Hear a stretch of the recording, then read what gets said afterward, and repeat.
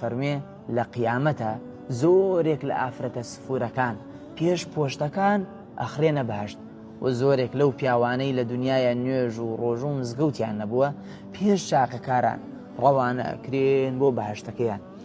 ئەزانی بۆ خۆشەویست لەبەرەوەی ئەم جۆرە کەسانە لە دنیایە مامەڵەیان لەگەڵ خەڵکیە جوان بوون، ڕازگۆ بوونە، دڵێکی ساف و پاکیان هەبووە.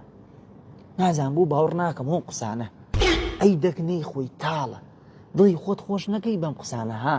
واللهی هەموو ئەم قسانەی کە کردم هەمووی وەسوەسەی شەیطانە خسێتە مێشی گەنجەکانمان بۆ ئەوەی لە خوا و دینی ئیسلام بڕەتێنەوە دوورکەونەوە بەهوەسی خۆیان هەرچیەک بیانەیە بۆ پاساوە ئەنجامی بن.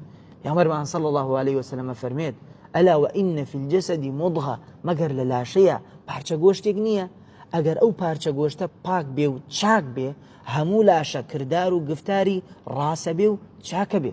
کەواتە ئەوانەی بەم بەهانەیەوە هەرچیەکیان بیوێ ئەیکەن بەڕاستی ڕاستگۆنین.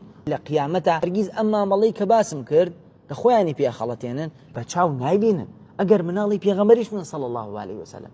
پێغەمبەرمان صلی الله عليه وسلم جارێکیان دەستی فاتیمەی کچی کرد، فەرمی یا فاتیمە ئیعمەل، ئەی فاتیمە بۆ خۆت کردەوەی چاکە بکە، نێژی من باوکتم تر لە قیامەتە فریاتەکەم، واللهی من لە قیامەتە سوودت پێ ناگەێنم، بۆ خۆت کردەوەی چاکە بکە. بۆیە ڕەحمەتی خوات لێوێ دەستکەرەوە نوێژەکەت، بڕۆرە بۆ مزگەوتەکەت، خۆت بۆ جوانی داپۆشە، خۆت لە تاوان بە دوور بگرە، واللهی کردەوە چاکەکانت نەبێ لە قیامەتە هیچ فریات ناکەوێ. فمن يعمل مثقال ذرة خيرا يره ومن يعمل مثقال ذرة شرا يره.